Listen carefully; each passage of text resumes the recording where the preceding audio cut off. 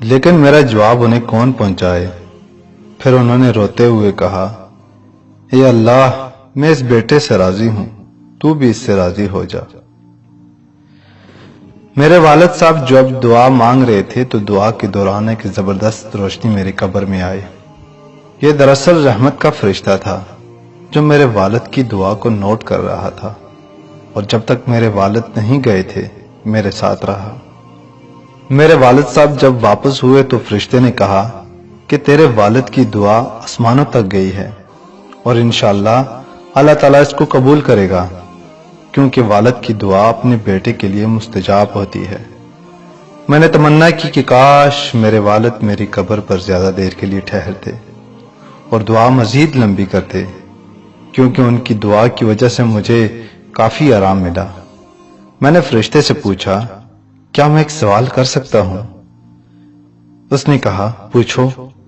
میں نے کہا، جب سے میں مرا ہوں اب تک کتنا عرصہ گزر گیا ہے؟ اس نے کہا، جب سے تمہاری وفات ہوئی ہے آج تیسرا دن ہے، اور اس وقت ظہر کا وقت ہے۔ میں نے حیرانگی سے کہا، 3 دن اور اتنے سارے معاملات اور واقعات، اور یہ قبر کی تاریکی، جبکہ باہر دنیا روشن ہے۔ فرشتے نے کہا، تمہارے سامنے بہت لمبا سفر ہے، اللہ اسے تمہارے لیے آسان کر دے۔ میں اپنے آپ کو قابو نہ کر سکا اور رونے لگا، اور ایسا رویا کہ مجھے یاد نہیں پڑتا کہ میں کبھی زندگی میں اتنا رویا ہوں۔ میں نے دل میں سوچا، اتنا خطرناک سفر، اور دنیا میں میری اس قدر اس سفر کے لیے غفلت۔ فرشتے نے جاتے وقت بتا دیا کہ قبر میں موجود روشنی تیرے والد کی دعا کی وجہ سے ہے، اور یہ اسی طرح رہے گی جب تک اللہ چاہے۔ مجھے پتا چلا کہ والد کا آنا میرے لیے باعث رحمت ہے۔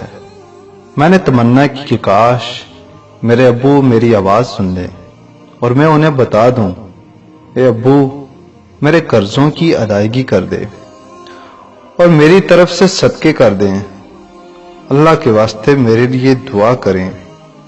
لیکن کون ہے جو انہیں بتا دے؟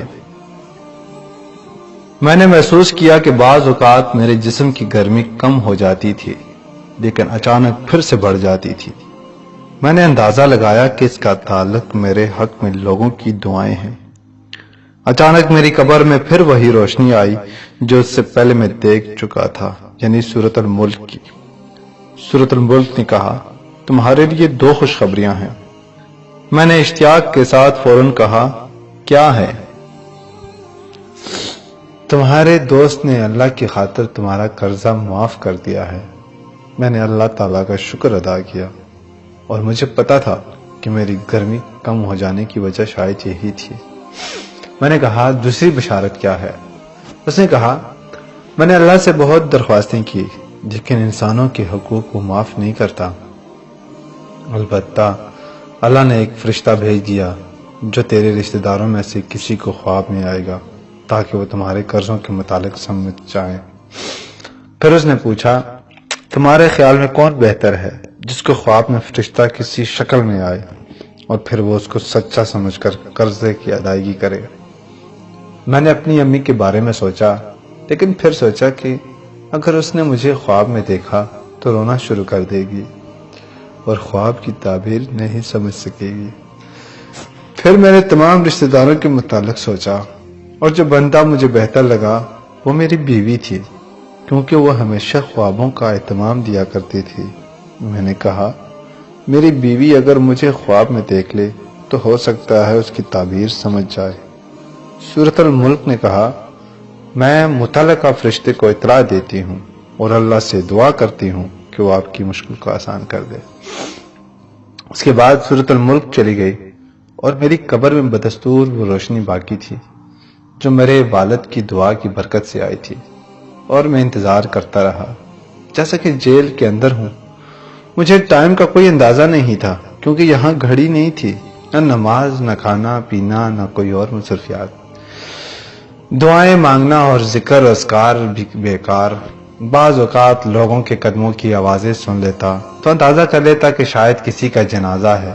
بعض اوقات لوگوں کے ہنسنے کی آوازیں آ جاتی تھی تو مجھے تعجب ہوتا تھا کہ ان کو اندازہ نہیں ہے کہ ہم کس صورتحال سے دوچار ہیں۔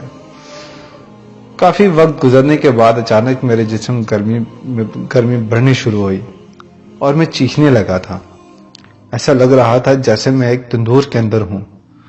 میرے خوف میں اضافہ ہوتا چلا جا رہا تھا، لیکن پھر اچانک گرمی کم ہونے شروع ہوئی، جہاں تک کہ بالکل غائب ہو گئی۔ سمجھ میں نہیں آ رہا تھا کہ ایسا کیوں ہو جاتا ہے۔ اس کے بعد ایک بار پھر سورۃ الملک کی روشنی آ گئی اور مجھے کہا تمہیں مبارک ہو۔ میں نے کہا وہ کیسے؟ اس نے کہا خوابوں کا فرشتہ تمہاری بیوی کو خواب میں گیا اور تمہاری بیوی نے خواب میں تمہیں ایک سیڑھی پر چڑھتے دیکھا اور دیکھا کہ 7 سیڑھیاں باقی ہیں اور تم پریشان کھڑے ہو کیونکہ آگے نہیں چڑھ سکتے۔ پھر وہ فجر کی نماز سے پہلے اٹھی، تمہاری یاد میں روئی اور صبح ہوتے ہی ایک عورت سے رابطہ کیا جو خوابوں کی تفسیر کرتی ہے اور اس سے اپنا خواب سنایا، اور اس عورت نے کہا اے بیٹی تمہاری شوہر قبر میں تکلیف میں مبتلا ہے کیونکہ اس پر کسی کا 1700 ریال قرض ہے۔ تیری بیوی نے پوچھا کس کا قرض ہے اور ہم کیسے ادا کریں؟ اس نے کہا مجھے نہیں معلوم، اس بارے میں علماء سے معلوم کرو۔ پھر تیری بیوی نے ایک شیخ کی اہلیہ سے رابطہ کیا اور اسے ساری بات بتا دی تاکہ وہ شیخ سے جواب پوچھ لے۔ الغرض شیخ نے کہا کہ میت کی طرف سے صدقہ کر دے، ہو سکتا ہے اللہ تعالیٰ اسے قبول کر کے میت کا عذاب ہٹا دے۔ تیری بیوی کے پاس سونا تھا جس کی قیمت 4000 ریال تھی، اس نے وہ سونا تیرے والد کو دیا اور تیرے والد نے اس کے کچھ رقم مزید لگا کر صدقہ کیا اور یوں تیرا مسئلہ حل ہو گیا۔ میں نے کہا الحمدللہ، مجھے اس وقت کوئی تکلیف نہیں ہے اور یہ سب کچھ اللہ تعالیٰ کے فضل اور تیرے تعاون سے ہوا ہے۔ سورۃ الملک نے کہا اب اعمال والے فرشتے تمہارے پاس آ جائیں گے۔ میں نے پوچھا کیا اس کے بعد بھی میرے لیے کوئی خطرہ ہے؟ اس نے کہا سفر بہت لمبا ہے، ہو سکتا ہے اس میں کئی سال لگ جائیں، لہذا اس کے لیے تیار رہو۔ کئی سال والے جواب نے میری پریشانی میں اضافہ کر دیا۔ سورۃ الملک نے کہا بہت سارے لوگ ہیں صرف اس وجہ سے قبروں میں عذاب جھیل رہے ہیں کہ وہ بعض باتوں کو معمولی سمجھتے تھے جبکہ اللہ کے نزدیک وہ معمولی نہیں ہیں۔ میں نے کہا مثلاً کون سے اعمال؟ اس نے کہا بہت سارے لوگوں پر قبروں میں اس لیے عذاب ہے کہ وہ پیشاب سے نہیں بچتے تھے اور گندگی کی حالت میں اللہ کے سامنے کھڑے ہوتے تھے۔ اس طرح چغلی، چوری، سود اور مال یتیم کی وجہ سے بہت سارے لوگوں پر عذاب ہو رہا ہے۔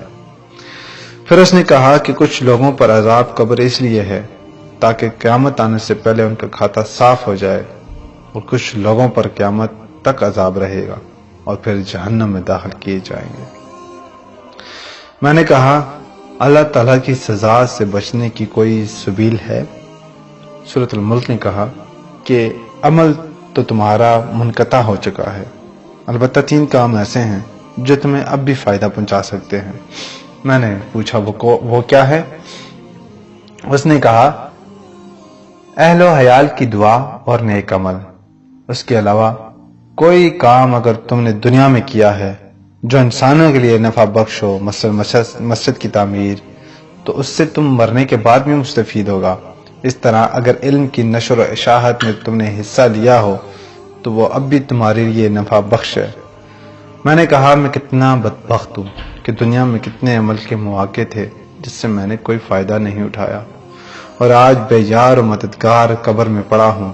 میرا دل چاہا میں چیخ کر لوگوں کو پکاروں کہ اے لوگو، قبر کے لیے تیاری کر لو۔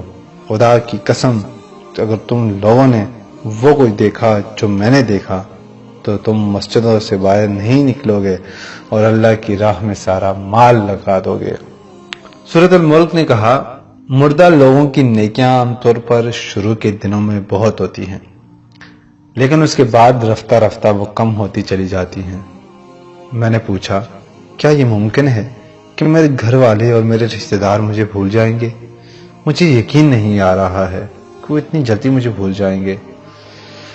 اس نے کہا نہیں، ضرور ایسا ہوگا، بلکہ تم دیکھو گے کہ شروع میں تمہاری قبر پر تمہارے اہل و عیال زیادہ آئیں گے، لیکن جب دن ہفتے مہینوں میں اور مہینے سالوں میں تبدیل ہوں گے تو تمہاری قبر پر آنے والا ایک بندہ بھی نہیں ہوگا۔ مجھے یاد آیا کہ جب ہمارے دادا کا انتقال ہوا تھا تو ہم ہر ہفتے اس کی قبر پر جایا کرتے تھے، پھر ہر مہینے میں ایک بار، اور پھر ہم انہیں بھول گئے۔ جب میں زندہ تھا تو مردوں کو بھول جاتا تھا، لیکن آج میں خود اس حالت کو پہنچ چکا ہوں۔ دن، ہفتے اور مہینے گزر گئے اور میری مدد کے لیے کوئی نہ تھا، سوائے چند اعمال کے جو مجھے پہنچتے تھے، یا میرے والد، بھائیوں اور دوسرے رشتہ داروں کا میری قبر پر آنا جو رفتہ رفتہ کم ہوتا گیا۔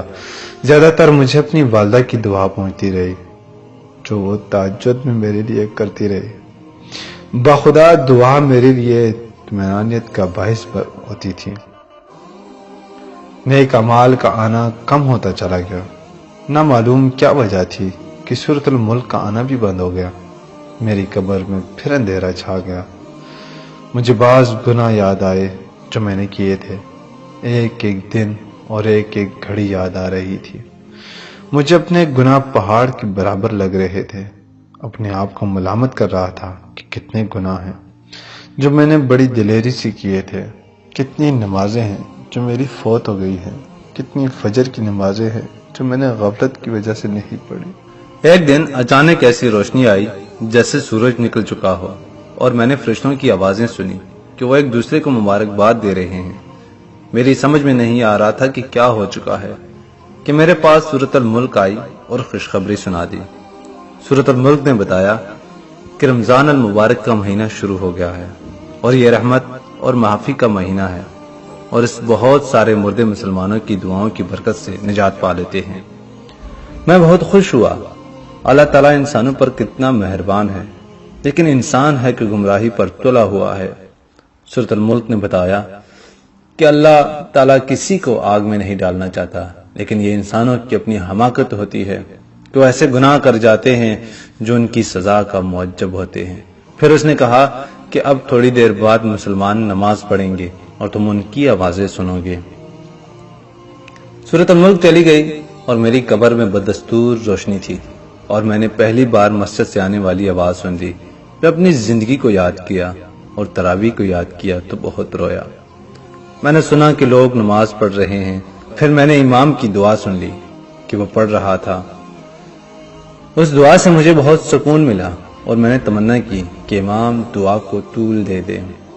میں نے محسوس کیا کہ وہ دعا سیدھی قبول ہو رہی ہے، کیونکہ مجھے اس سے کافی خوشی اور راحت مل رہی تھی۔ میں روتا جا رہا تھا اور ساتھ ساتھ میں آمین پڑھتا جا رہا تھا۔ اس طرح رمضان کا سارا مہینہ بہت سکون اور راحت سے گزرا۔ اور پھر ایک دن میری قبر میں انسان کی شکل میں ایک آدمی آیا جس سے بہت تیز خوشبو آ رہی تھی۔ میں حیران ہوا کیونکہ مرنے کے بعد یہ پہلا انسان تھا جو میں دیکھ رہا تھا۔ اس نے مجھے سلام کیا اور جواب میں وعلیکم السلام کہا۔ اس نے کہا میں تمہیں بشارت دیتا ہوں کہ اللہ تعالیٰ نے تمہارے گناہ معاف کیے ہیں۔ میں نے کہا اللہ آپ کو جزائے خیر دے، آپ کون ہیں؟ میں پہلی دفعہ قبر میں انسان کی شکل دیکھ رہا ہوں۔ اس نے کہا میں انسان نہیں ہوں۔ میں نے پوچھا تو کیا آپ فرشتے ہیں؟ بولا نہیں، میں دراصل تمہارا نیک عمل ہوں۔ تمہاری نمازیں، تمہارے روزے، حج، انفاق فی سبیل اللہ اور صلہ رحمی وغیرہ وغیرہ کو اللہ تعالیٰ نے اس شکل میں تمہارے پاس بھیجا ہے۔ میں بہت خوش ہوا اور اللہ کا شکر ادا کیا۔ میں نے پوچھا تم اتنے لیٹ کیوں آئے ہو؟ اس نے کہا تمہارے گناہ اور تمہارے قرضے میری راہ میں رکاوٹ تھے، اور جب اللہ تعالیٰ نے معافی کا اعلان کر دیا تو میرے لیے راستہ کھل گیا۔ میں نے پوچھا تو کیا اس معافی کے بدلے میں اللہ تعالیٰ مجھے جنت دے گا؟ اس نے کہا یہ بات اللہ تعالیٰ کے علاوہ کوئی نہیں جانتا۔ پھر اس نے کہا قیامت کے دن میزان سے تمہاری جنت اور دوزخ جانے کا پتہ چلے گا۔ اس کے بعد عمل صالحہ نے کہا کہ تمہارے کچھ نیک اعمال بالکل زندگی کی آخری گھڑیوں میں کام آ گئے۔ میں نے پوچھا وہ کیا ہیں؟ اس نے کہا اگر تمہیں یاد ہو تو مرتے وقت اللہ تعالیٰ نے تمہیں توفیق دی اور تم نے کلمہ پڑھا۔ تمہیں اندازہ نہیں ہے کہ فرشتوں کو کتنی خوشی ہوئی کہ تمہاری زندگی کا خاتمہ توحید پر ہوا، جبکہ شیطان تمہیں نصرانیت اور یہودیت کی تلقین کر رہا تھا۔ اس وقت تمہارے ارد گرد دو قسم کے فرشتے موجود تھے، ایک وہ جو مسلمانوں کی روحیں قبض کرتے ہیں اور کچھ وہ جو کافروں کی روحیں قبض کرتے ہیں۔ جب تم نے کلمہ پڑھا تو فرشتے چلے گئے جو کافروں کی روحیں قبض کرتے ہیں، اور پھر انہوں نے تمہاری روح قبض کر لی۔ میں نے پوچھا، اس کے علاوہ بھی کوئی نیکی ہے؟ اس نے کہا، ہاں، جب تم نے ڈرائیور کو سگریٹ چھوڑنے کی نصیحت کی تو آج جو خوشبو تم سونگ رہے ہو اس نصیحت کی بدولت ہے۔ اس کے علاوہ اپنی والدہ کو تمہاری کال، اس کے ساتھ جو بھی تم نے باتیں کی، اللہ تعالیٰ نے ہر بات کے بدلے تمہارے لیے نیکیاں لکھ دیں۔ مجھے یاد آیا جو باتیں میں نے والدہ سے کی تھیں، مجھے پتہ ہوتا تو میں ان باتوں میں گھنٹہ لگا دیتا۔ پھر عمل صالحہ نے بتایا کہ زندگی کے آخری وقت میں ایک گناہ بھی تمہارے کھاتے میں لکھا گیا۔ میں حیران ہوا اور پوچھا، وہ کیسے؟ عمل صالحہ بولا، تم نے بچی سے کہا میں تھوڑی دیر میں آ جاؤں گا، اس طرح تم نے اسے جھوٹ بول دیا۔ کاش مرنے سے پہلے تم توبہ کر لیتے۔ میں رویا، میں نے کہا، اللہ کی قسم میرا ارادہ جھوٹ کا نہیں تھا، بلکہ میرا خیال یہ تھا کہ اس طرح وہ میرے آنے تک صبر کر لے گی۔ اس نے کہا، جو بھی ہو آدمی کو سچ بولنا چاہیے، کیونکہ اللہ تعالیٰ سچے لوگوں کو پسند کرتا ہے اور جھوٹ بولنے والوں کو ناپسند کرتا ہے، لیکن لوگ اس میں بہت تساہل اور غفلت کا مظاہرہ کرتے ہیں۔ پھر اس نے کہا، تمہاری وہ بات بھی گناہ کے کھاتے میں لکھ دی گئی ہے جو تم نے ایئرپورٹ میں کاؤنٹر پر بیٹھے ہوئے شخص سے کہہ دی کہ اللہ تمہارا حساب کر دے۔ اس طرح تم نے ایک مسلمان کا دل دکھا دیا۔ میں حیران ہو گیا کہ اتنی معمولی باتیں بھی ثواب اور گناہ کا باعث بنی ہیں۔ عمل صالحہ نے مزید بتایا کہ یہ انسانوں پر اللہ تعالیٰ کا بہت بڑا احسان ہے کہ جب وہ ایک نیکی کریں تو اللہ تعالیٰ اسے 10 گنا بلکہ 700 گنا بڑھا دیتا ہے، اور بہترین اعمال وہ ہیں جو اللہ تعالیٰ کو زیادہ محبوب ہیں۔ میں نے کہا، 5 وقتہ نماز کے بارے میں کیا خیال ہے؟ عمل صالحہ نے کہا کہ نماز، زکوٰۃ، صیام، حج وغیرہ تو فرائض ہیں، میں ان کے علاوہ بھی تمہیں ایسے اعمال بتا دوں گا جو اللہ تعالیٰ کو بہت محبوب ہیں۔ میں نے کہا، وہ کیا ہیں؟ بولا، تمہاری عمر جب 20 سال کی تھی تم عمرے کے لیے رمضان کے مہینے میں گئے تھے، تم نے وہاں 100 ریال کی افطاری خرید کر لوگوں میں بانٹ دی، اس کا بہت اجر تم نے کمایا ہے۔ اس طرح ایک بار بوڑھی عورت کا کھانا کھلایا تھا، وہ بوڑھی ایک نیک عورت تھی، اس نے تمہیں جو دعائیں دی اس کے بدلے اللہ تعالیٰ نے تمہیں بہت نیکیاں اور اجر دیا ہے۔ میں تمہیں ایک اور بات بتا دوں، ایک بار تم مدینہ جا رہے تھے کہ راستے میں تمہیں ایک آدمی کھڑا ملا جس کی گاڑی خراب ہوئی تھی، تم نے اس کی مدد کی، اللہ تعالیٰ کو تمہاری وہ نیکی بہت پسند آئی اور تمہیں اس کا بہت بڑا اجر ملا ہے۔ اس کے بعد میری قبر کھل گئی اور اس میں بہت زیادہ روشنی آ گئی اور فرشتوں کے گروہ در گروہ آتے ہوئے نظر آئے۔ عمل صالحہ نے بشارت دی کہ آج لیلۃ القدر ہے۔